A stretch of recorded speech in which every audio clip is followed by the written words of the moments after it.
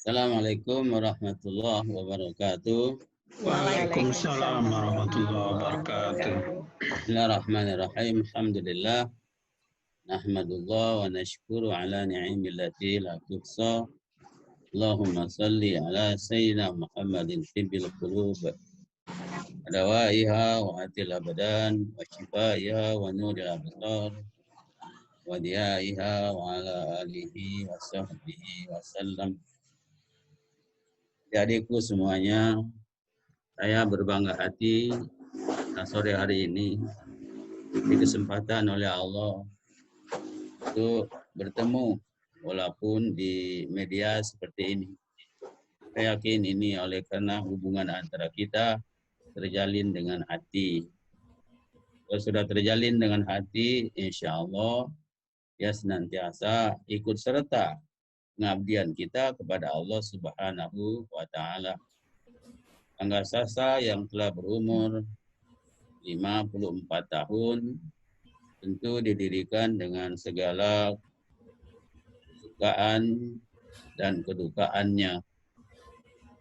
Agak khusus fungsinya dia buat hari ini, insya Allah dibacakan oleh Ananda Sarah nanti 54 tahun yang lalu. Perjuangan yang luar biasa, bagaimana caranya hidup supaya kita senantiasa tidak putus pemilik diri kita ini, yaitu Allah Subhanahu wa Ta'ala. Dan itu alhamdulillah dapat disetujui, diridhoi oleh Allah Subhanahu wa Ta'ala dari satu tempat yang kebanyakan orang benci dengan Tuhan dan agama.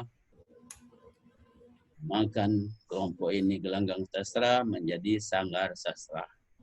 Dan itu nanti ada puisinya secara ikut saya buatkan untuk dibaca oleh Ananda Dr. Sarah nanti.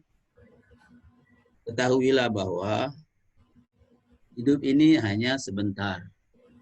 Hidup yang sebentar ini orang akan merasa bahagia kalau terjadi hubungan timbal balik dengan Allah Subhanahu wa Ta'ala. Rasulullah menyebutkan, tangisilah dosa-dosa kamu. Baru kamu bertemu dengan kelezatan hidup yang sementara di sini. Tanpa zikir kita, ibadah kita, tak pernah putus sepanjang hari dan sepanjang malam. Hubungan dengan Allah tidak pernah lepas. Jadikan relung-relung hati kita yang dahaga untuk tersentuh oleh nur hidayah, oleh petunjuk Allah Subhanahu wa Ta'ala. Dan itu terjadi apabila kita mengenal Allah Subhanahu wa Ta'ala. Kita mengenal Allah karena Allah yang mengenalkan dirinya kepada kita, yang disebut dengan ma'rifat.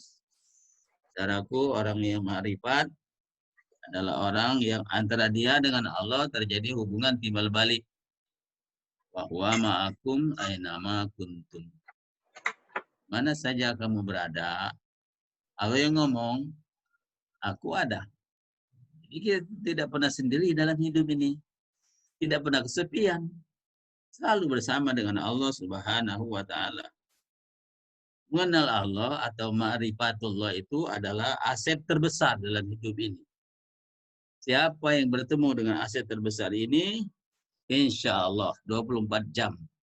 Jadi ditatap oleh Allah, dilihat oleh Allah, didengar oleh Allah, diperhatikan oleh Allah, dikendalikan oleh Allah, disayangi oleh Allah, dicintai oleh Allah. Yuhibbuhum wa yuhibbunahu. Kamu mencintai aku, kata Allah. Aku pun mencintai kamu. Sudah saling cinta dengan pemilik alam semesta raya ini. Yang satu itu Allah Subhanahu wa Ta'ala. Baru buahnya ranum. Dan buahnya ranum ini selalu disebutkan dalam puisi-puisi di sanggar sastra.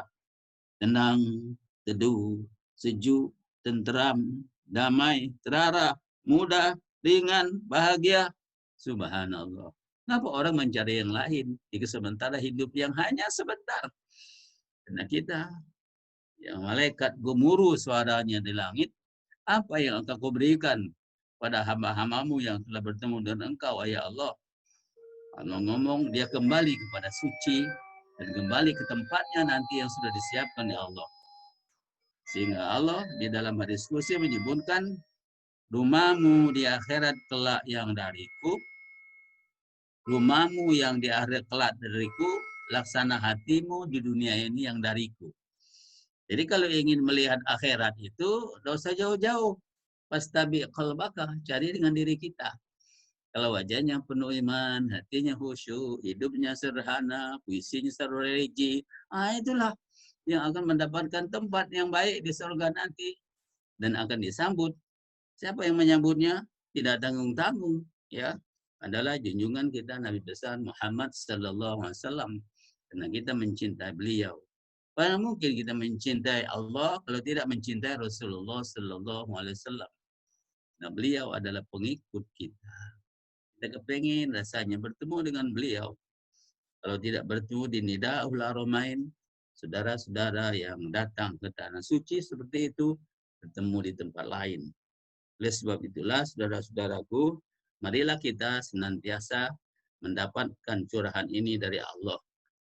Saya menyebutkannya sebagai jaizah pisama, ijazah dari langit. Bagaimana kita mendapat ijazah dari langit? Allah yang menyebutkan itu kepada kita. Barangkali Lailatul Qadar sudah lewat. Tapi juga itu dapat dicari di saat kita sholat. Apabila kita sholat, terjadi hubungan timbal balik dengan Allah, kita sedang sujud, berada di bumi ini, berada di rumah kita, tapi hati kita di langit. Hati kita di langit, itulah kita ikut mi'raj. Biarlah jasad kita, tapi hati kita mi'raj. Itulah sholat orang yang khusyuk. Yang kedua, barangkali memang dipanggil oleh Allah Subhanahu wa Ta'ala. Ada orang-orang yang khusus dipanggil oleh Allah di saat Allah turun tiap malam ke rumah kita. Yanzilu rabbuna ila sama'id dunya talatu akhirul lail. Tiap malam aku turun ke rumahmu di sepertiga malam menjelang subuh. Saudara melakukan sholat tahajud. Orang ini melakukan sholat tahajud, dia berkumpul dengan makom Rasulullah. Kalau masuk di makam Rasulullah, itu yang disebut oleh Allah. Baliklah kamu tuh. Kamu sudah disenang. Sebentar saja di sini. Paling 60 tahun atau sampai 70 tahun. Kebetulan saya ya sudah 80 tahun nih. Tidak apa-apa.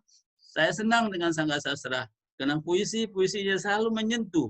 Dan selalu tertuju kepada Allah Subhanahu wa Ta'ala. Saudara-saudaraku, ada 3 macam yang diketahui oleh Rasulullah di tempat yang tinggi waktu Isra Mi'raj. Walaupun kita tidak Isra Mi'raj dengan fisik seperti Rasulullah, tapi itu kita rasakan. Ditanya oleh Jibril, siapa itu kelompok itu wahai Jibril? Itu pengikut-pengikutmu. Sudah di surga dia tuh, kelompok itu. Pertama kelompok mana? Kelompok yang rajulun qalbuhu ma'allaku bil masajid. Orang yang selalu datang ke tempat yang paling dicintai oleh Allah. Apa itu? Masjid. Jadi kalau orang rajin datang ke masjid, itu rumah Allah. Walaupun langgar kita buat dewek, musola kita buat lagi, masjid kita buat dewek. Allahu Akbar. Ya Allah. Yang kedua siapa? Yang kedua orang yang senantiasa lisannya basah berzikir kepada Allah. Lisanakum bidzikri mautakum. Yang ketiga orang yang kalau masih ada orang tua hidup, tengket. Diambilnya tangan ibunya, disium sambil dia menangis. Insya Allah. Tapi kalau kebetulan ayah ibunya sudah duluan, sambil angkat tangan, ya Allah, ya Allah, lapangkan kuburan ya Allah, lapangkan ya Allah. Nangis dia. Itulah kelompok yang dilihat oleh Rasul di tempat yang paling tinggi di sana waktu Isra Mi'raj. Hamba-hamba Allah yang senantiasa rajin sholat awal waktu, yang senantiasa berzikir, yang patuh dan setia kepada kedua ibu bapaknya. Barangkali inilah pesan-pesan saya untuk adik-adikku. Jadilah hamba yang mendapat apa sekarang ini? Mendapat ijazah dari langit, yaitu orang-orang yang baru keluar dari Ramadan. Nah, keluar dari Ramadan ini membawa oleh-oleh. Oleh-olehnya itu berat dan syarat dengan nilai-nilai. Mari nilai-nilai ini kita bawa selama 1 tahun. Ini 21 Syawal, ya. Nah, masih ada 9 hari lagi bagi yang belum melaksanakan puasa sunat Syawal, ya. Nah, barangkali ditambah lagi dengan sholat-sholat sunnah yang lain. Insya Allah kita bertemu dalam doa. Kita bertemu nanti disatukan oleh Allah di satu tempat. Jangan terkejut nanti kamu berkumpul anggota salah satu. Nah, kamu ada di surga, kamu ada surga. Kalau tidak bertemu Rasulullah, tolong doakan Rasulullah dengan kami ya, agar kami dapat bertemu dengan Rasulullah sallallahu alaihi wasallam. Inilah pesan-pesan kami kepada adik-adik.